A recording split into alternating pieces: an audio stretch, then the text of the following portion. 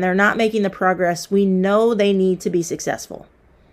So we have to ask ourselves, why is that happening? Let your teachers talk to each other. Put a pros and cons. These are the things that currently are going well, and these are the things that aren't going well. This is why we think that's happening. You have to think about, what's our tier 1 look like? Again, you can't intervene your way out of a tier 1 problem. So if you're building this intervention program, that's fine. But you also have to be working on your tier 1 instruction.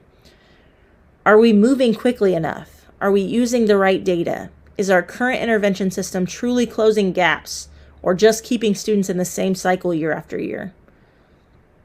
And if we're honest, what we're currently doing just isn't working. It's not working fast enough. And if we want different results, then we got to do something different. So putting that out to your teachers and why we need to shift intervention, and then you're kind of going to go through the layout of this. You're going to go through that with your teachers, and they're going to look at you like, that's a big shift. That's a change. Is that even possible in our building? And you're going to say, yes, it absolutely is. Here's how we're going to do it. Because intervention, again, should not be a life sentence. It should be a launch pad. It should be a system that moves kids forwards and out of intervention, not one that holds them in place. And here's the reality. If we don't change our approach, we will keep seeing the same results. So what if we did something different? And I always pose what if questions. And these are forward-thinking questions. So what if we didn't take away support when kids made progress, but instead we layered it in a way that reinforced their growth? What if we had an intervention model that was actually designed to help kids catch up quickly instead of keeping them stuck? What if every student in Tier 2 wasn't treated the same, but instead received the exact support they needed at the right time? And what if the instruction actually was forward-thinking instead of just skill-based? This is what we're building, a new intervention system that moves kids forward instead of keeping them in place. And you go through really how that works. So same thing that I did at the beginning. Tier 1, everybody's going to get it. Tier 2, Tier 2A, Tier 2B. It's a layered approach where when you move up a tier because you are behind, you're going to get everything that's below that skill. So you're going to get Tier 1, you're going to get Tier 2A, you're going to get Tier 2B. If you're in Tier 3, you're going to get all of that, okay? So it's not taking away, it's adding to. So instead of losing support when they progress, students build on it. Instead of floating in intervention forever, they actually catch up and move forward. Instead of treating intervention as a label, we use it as a tool to accelerate learning. And that's the difference. And so at that point, I usually would let my teachers talk to each other. Okay. And again, I start with a small group, my leadership group, and then I'm doing the exact same thing with my whole group. Okay. This is just the overview stage.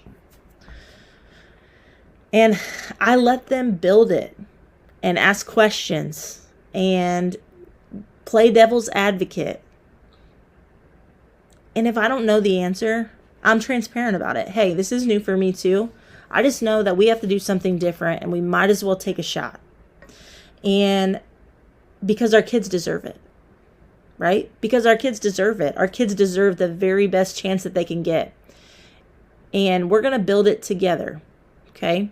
So making sure that you're getting their feedback, that you're answering their questions. If they have questions that you don't know how to answer, you don't have to answer them right away. You can say things like, hey, that's a really good question. I'm going to write that down.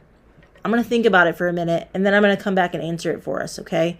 So this is just the overview session. These are things that you're doing either prior to the school year, or you're doing them during the summertime, or at the first 9 weeks. You know, you're doing them around natural break times, so that you can get something off the ground and rolling.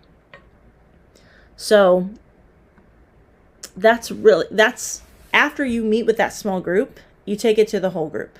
Okay, you're always going to have naysayers. So you have to get that in your mind already. You're always going to have naysayers. There's always going to be people that just want to continue to do what they're doing. It's easier. It's less work. I don't have to make changes to my instruction. That's okay. This is, as a principal, this is the advice that I give. You are on fire for your plans. Okay, even if inside you're worried and nervous, outside you're so on fire for it. It's going to work. We're going to will it to work. Okay. And you surround yourself with those people that are also willing to work. When we first started this, I didn't have everybody on board. I had a good group of teachers on board, but I didn't have everybody. And what we did was we provided our support to those teachers that were on board with us. Okay. So let's say Miss Jones was on board with us. She was on fire for it. Hey, I'm ready to jump in. I put my coach in with her and they built this together in her classroom. Okay. My academic specialists, my support people, those were the people that were really on board, and we were able to start this small and build it up. Once my teachers, my naysayers, my teachers that were kind of stuck in their ways saw that this was working and that the data was kind of exploding quickly, they started to get on board. And it wasn't that much work. And then all of a sudden, Johnny, who's really struggled behaviorally, isn't struggling as much because he's getting a time and he's catching up, and academics is no longer such a struggle. So it's okay if you don't have everybody, but you do have to start somewhere. So find the 1 or 2, find the 3 to 4 teachers that are on board with you and jump off with it. I'm excited for you to have these conversations with your staff. We are always here to support you.